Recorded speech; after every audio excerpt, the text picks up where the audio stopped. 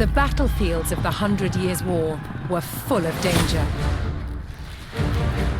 To defend against these weapons, a new type of armor was developed.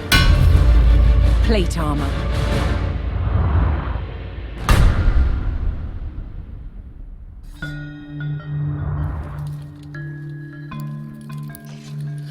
Plate armor clad the knight in an articulating exoskeleton of hardened steel. A hard outer shell that still flexes and moves with the body. It provided impressive protection and was an extraordinary technological achievement. Now, one of the ways that armor gets its strength is through shape. Both of these pieces are made out the exact same thickness as steel, but I can show you there's one stronger than the other. Here's the one with no shape. You see it buckles immediately.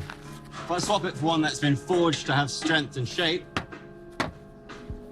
you can see it's much stronger. It's going nowhere.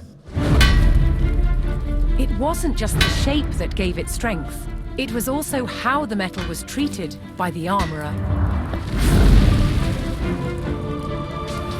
Now, the benefits of using heat is it obviously makes the piece more plastic, more ductile, lets me shape it. But the fuel also adds layers of carbon into the outer surface. This helps me increase the hardness and strength of the material. The art of the armorer was being able to judge the temperature of the metal by eye, managing the heat to create resilience in the metal. The combination of heat-treated metal and rigid shapes meant that armor didn't need to be so thick and heavy, making it much easier to fight in. But good quality plate armor did have its downside. It was very expensive. Now, not everyone could afford full steel plate armor. For the common man, there is the brigandine. Now, these are made up of overlapping steel plates that are then riveted through a textile outer. This gives you a much bigger range of movement, but is limited and is not as strong as a full steel breastplate. That said, it is much cheaper and much easier to maintain. At its best, the armored knight was invincible.